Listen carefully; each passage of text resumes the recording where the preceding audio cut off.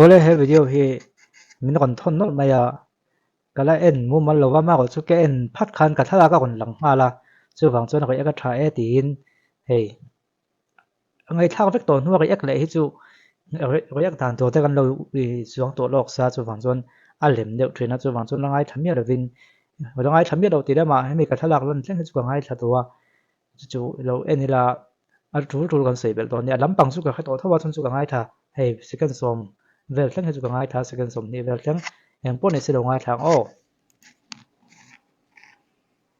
Hui ham kan ram siam that tum chu abahar don tal ve o pathian ngai chuan sual lian le Hui ham kan ram siam that tum chu abahar don tal ve o pathian ngai chuan sual lian le te om lowang mi hring ko sang na ai ro chuan a om chiang khop ni tin mamo e chop thil thuam no lam le taksata na chian na thlen thei rui hlo te le ma ni ram chung mi te na tho ti thon thei ram dang ku wala lu te khai rual du le lama or du ma le lama or sen thiam muya chitlum ta thei niom taka ngai thei te zinga youtuber rin tlak taka kan ngai te zinga mi khol bo ma te po an tel ta awa ang ve thua ka sum lut khi ve hi avan hlawm takem he tiang te chuan eng tin nge mo pu dual le alung rual pui te hian kan ram an siam that theyang le zo carbon ate rope way skywalk man tur ei zo tu te unau te sum noi za ko chuang kol tu te noi za phang ma no ei tu le noi za dang ziak bo tu te kamru la chang te phena mong lang renga biru kor te le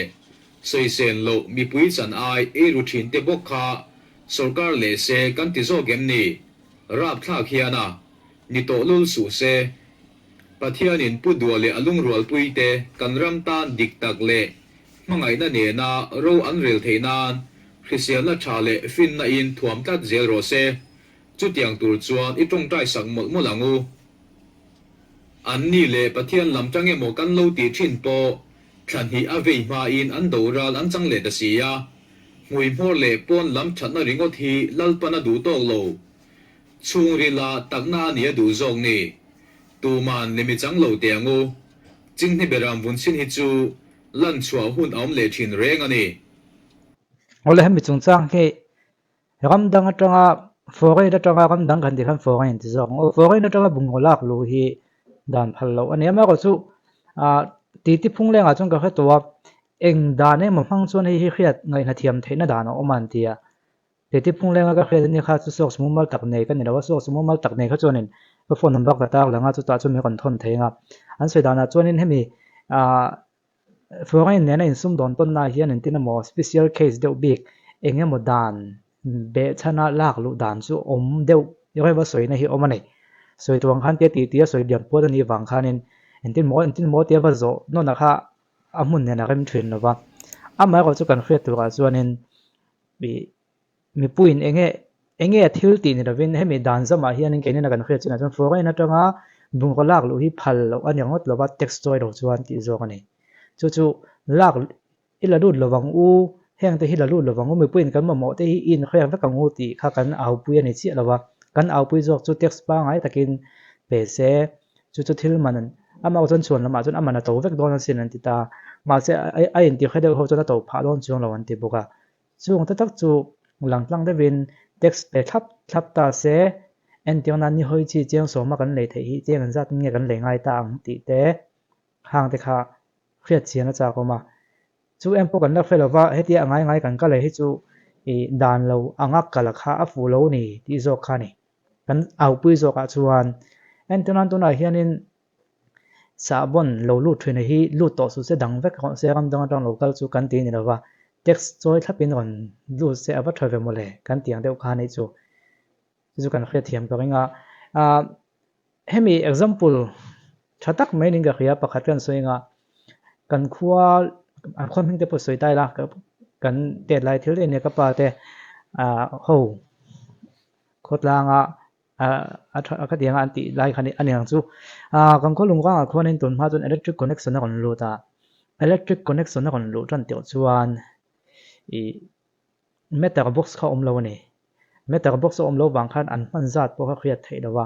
ama ko chu nei tu te dam pang khan tiang ani te chuan chiang som thuma ti nge chiang som ngai ngem ni khai wal vek ma yang meter box om si dawa an tia ama ko chu ho tu te khotlang khoi tu te khan hanin kot khoma ka pa te ho gun lai khan ya ka pa hila soi thina kan nui anui thina meter box po om lo wa hetianga keren kan mang kan ta hi thil dikan ni lo dan ani lo chu wang chuan meter box hi om ve ngei ro se chu kan du ni an ti ni department ne na han thlen ani department lampang ho tu te kha chuan in van army mai take meter box kan vo chuan chiang som nga lek choi thina khan chiang som nga en zat ngang khai ko kha ka khalo chiang som thung ne som nga nge choi thina khan chiang za te in choi nga amang tam deuh chuan chiang za ni te in choi nga tin then khat pe chu workshop nei te in yang a workshop nei te in ne chiang za thum za li te in choi don sin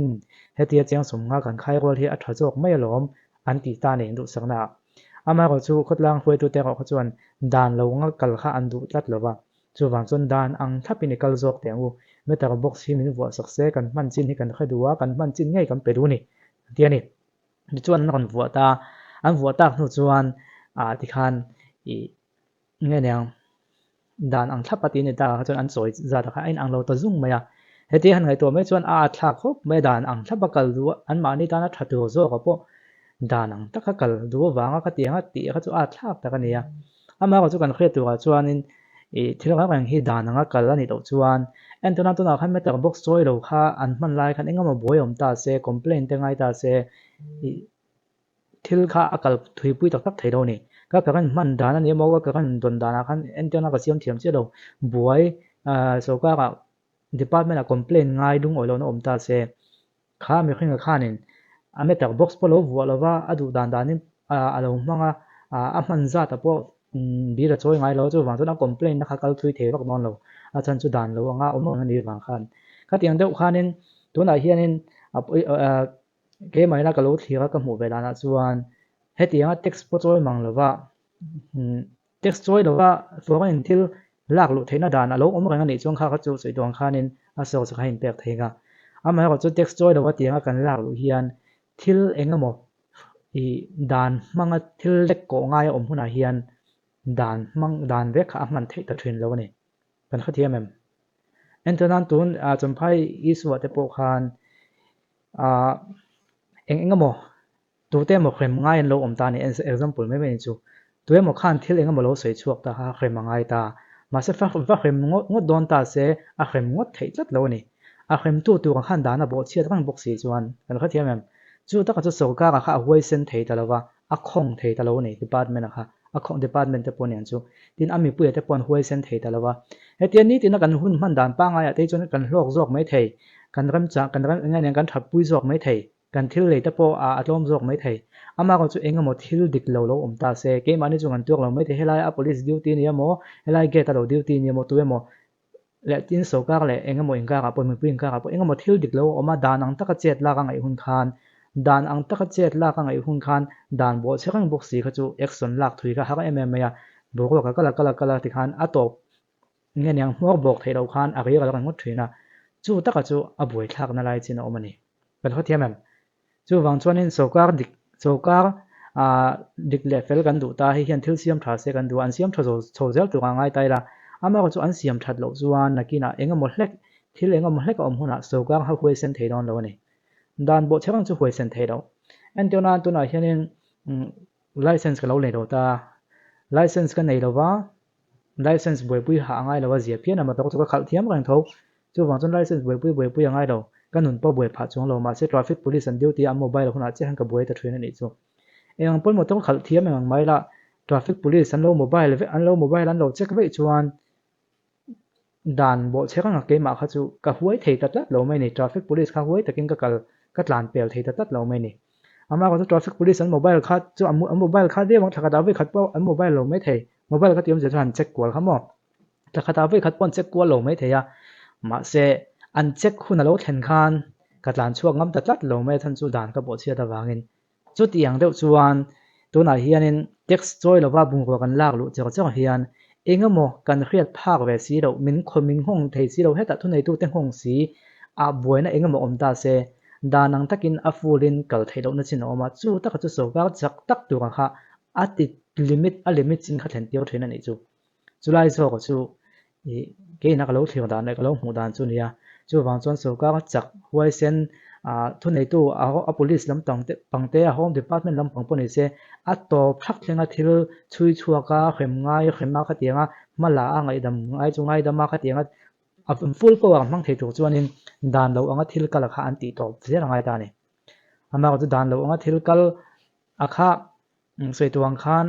kuwa ni chuan hi chu poi deu kuwa ni lo chuan poi lo deu tia an thliar khan chuan nakina an mani dan mani pawh kha adang ok tlat don ta nei chu kan kha thiam em entunan a license nei lo ko ba truck khal chu poi dewa two wheeler khal chu poi lo ve ti ta se truck khal chu poi dewa lo truck khal chin kha license nei ti ko ta se a boi lo wang ma ko chu two wheeler license kan ngai tha cha chu tlat chuan license nei lo two wheeler khala kha traffic in lo man huna la omanga chu ti huna chuan traffic khan enga tinge ati huna khan two wheeler te two wheeler te chu poi hlei nem truck hi poi dewa ti ngot thei lo license nei lo chu license nei lo ni me traffic police khan min man nol mai don ani min ngai dam chu min ngai dam ani maya min ngai dam du lo phei chuan chu ti lo chu lampang hoi zo ka kan soi na chu ni a chu wang chuan mi pui te hianin kan ZPM kan tran lu tung le ka kha chuang lawa khilaya text choi lawa bungwa on lu ta hi a boi thak thaina tren kha thuam hnon la thuam hno a sang tel me mon la kha tiang chin kha chu text ten lo choi ta chuan a za tel lek on la te khan an choi ve lo ta kha tiang te kha thila khai go lo ta em maya he hi chun ngai tu chian nga ya chan chu thil hi kal renga tin kan khre chu chian tu ga chuanin hemi ni tina kan ma mo thilan ron thon ka ra po hian dam do yan zep tel the ni ti tha khre tu ne kuwa chu ha kan ngai do na lo thina ani lo ne ya andran sa ha trin po ni se sa ha trin chunga khan dam doi an ron tol thei tho sa ha trin kan sil thapan pek thap box si chuan police lo check tang khan sa ha trin lo hon den thu khom lo wa kan khathiam em hami ni wang khanin text choi lo le dan lo wa thil lo lu te hi suala te hluak ani chuanin ram danga te pokan kha thina nga dan lo anga sum don na te thil tha po ni se dan lo anga sum don na hluak na pi nga hian tual tha na ti thleng nema poisak nei lo na te thleng nema chu mi thleng chuanin a hmong ani kan soi to kha tual tha na le enga mo thil poi dewa thlengin kan kho chak unau te thil ti ani du khop mai kan ti na chan po dan lo sum don na te le khatiang bung ro tol ro kang chi te hetiang ang hluak na pi nga hian hetiang ang poisak lo nei te thleng thrin chung zong ngai to vek chung chuan hei hi chu ngai to chian wa tha em ve o ti kha lokal khai takin taxi lak ni se ti kha kan lo du ta ama ko chu atop phang na kan man du chu so ka tam po ani chun taxi lang o tingo don ta se kan then om ram te hi ram bueng nia danang takin thila kal pui thei tat lo mai ni chumi ni wang chuanin en tiang nge helai hi kan tiang o ti kha alu hei thak tak yo maya ama ko chu thil thabe kan du ni si chuan danang taka kal fram dang kha chu ngai to ngai ta nei chu ken kan khria to ka chun thil dang le foreign na tanga ol som taka thil kan lak lo hi text choi thapa lak lo ni chuan tun ang hianin thil kan hu ol som khek lo mai thei ni adik khop mai me pui chon tle min kan tuak hlek mai thei chu kan khelo wa text san choi ta se kan lo tuak chuang lo mai thei boka ka kan khelo ka ti kha ama ko chu kha khan na that ve na chu agan me pui ta na that ve re ni tun a hianin tu man example ni hoi chi kan soina sai example ta kan soinga ni hoi chi bi ka pa soina ni ren example tan tu ma mi zo te zinga ni hoi chi hi kan ching venga kan ti ve tak te yang ti thin lung pu hi ngang agan mi pui te khriat hap khopa ti hi chu kan lo om lem lo ne chan chu olsom lu to takin kinama tongin di khan kho sak lang bang tang kan hu zung theya chu agan mi pui te ta ham than no to tam ta kha anem bet ve ni te kan khriat the ngai ba chu a point puit ling baka chon ni lo ma chu point tam tak zi nga pakhata ka da ve sak me ni sabon te polo ni ta se mizo pa sabon siam thiam tan khan chance kha cheve ta ni khidam tongin ol som lu tu tak main text po choi lovin sabon man tlom te tein thasi jok si kha a kon lu chung chunga helai mizo pa nan siam ve am man ro zong te na han tia india poisa nen bangma poisa la india poisa in thau je chu kan khianga india poisa nen an ti khan a sen so zong han chut khan a zuak tlom biau thei tlat lawa khela ma text po choi mang lovin khela kon tol an ron tol lu kho chuan thil khalo tlom de to jok se mizo pa tang han chance kha cheta ta ni chung te po chu hong anh chầu thế là soi don soi được tama chu wang chuan hemi bi ka hi chu mi pui hian kan ma kan sia lak lo mai ning ka khia chu wang chuan in idang vek ang u kan ti na pon ni chuang lawa text choi ni lo pon entin motal I text hi so ka hian in lo la tal ta sen tin mo kinam pa kama buai ni pon nge yang he I kan kama khochak mi sum dong an kama an le le huna text an choi lo ni pon nge yang an kama tanga kan kama an lo lu chun text hi choi ta se chu text link kho ma chu nge yang so ka tho lu box hi chuan so ka tan po nge yang kha so ka tan sum lo lu tanga so ka sum bo ma sum lo lu tanga chu mi pui te tan bu kam mang lenga kha tin kan kha thiam em khang zong zong kha soi don chuan na tam lu tu ka ama ko chu ol sam kan do tu na chuan in bungwa ol sam takin na kon lu zong zong kha chuan kan khria tu chu khang bungwa sum dong tam tak hawa kha ti mi thil ti thei tak tak an nia ve bokina chu wang chuan in khang ang mi thil ti thei tak ho khan hei hi text choya ka tianga ti thlap thlap ton du don lo ti khriat tu kan nia an du baking chi alawa chan chu thil man tle mina to lek pha lo thei lawa chu wang chuan ol sam zong mi pui te hi min deuh ning ka khia chu wang chuan ke ma chuan in engma poi ti na ka nei chuang lawa text choi lawa a lo lu thum hum ani pon a lu ta ni me ti thei kan nei vak lawa ama ko chu thil tha thil dik kan ngai tu don chuan in text choi ti ko dan hi chu ngai to chungai ni la lut lawang ko ti ni lawa alak lu dan khamu mal chokin ol sam lu tu ka lut ta chuak zung zung lovin ol sam lu tu ka thil lut chuak zung zung om hian akara thil je te lom thwena chu taka chu an veng hne da to chuang si lawa mo veng hne siam pon ngan yang veng hne sen pon ni chi lawa chu lai chu kan ngai to chian ngai khop mai ti kha kan kon soi na zo ka nei chu hemi ka mu hanin ka ngai to na chu kon om cho ka kon soi ni chu ngai dan la comment lama lo seula ka soi khain kha thiam em ka soya kha adike ka tinan leven ka thirna tlang zone khain kha thiam em mi hemi an hemi text an on chiao pa thirna tlang zone chu kan kha thiam khop maya a chan chu lungwa ka pa te hoina meter box vuwa mi dawa electric bill choi hlok zai zok dei sia kha meter box deal tra la kha a thla ka nei chu ka tiang deuh khan heng ho ngai dana hi chuan danang takati tra la kha mi pui te mi house na thlen tu zo ka ni mai ti kha an thlir dan ani ve thawa adik na chin pom tho ma se ka soi to ha mi na tu hui la license nei tlat lo chuan tu hui la ka khal huna traffic police an check document an check a piangin an man pal hlo phei chuan a huai thei lo chu ni kan so ka hian eng department mo hian emo toy ma tak hian boina han tok keu ta se a huai thei don lo ni chung te chu a thlengang ti ha kang nei to na chon kon om mai ni chu chung vel chu ni ole du tok khatang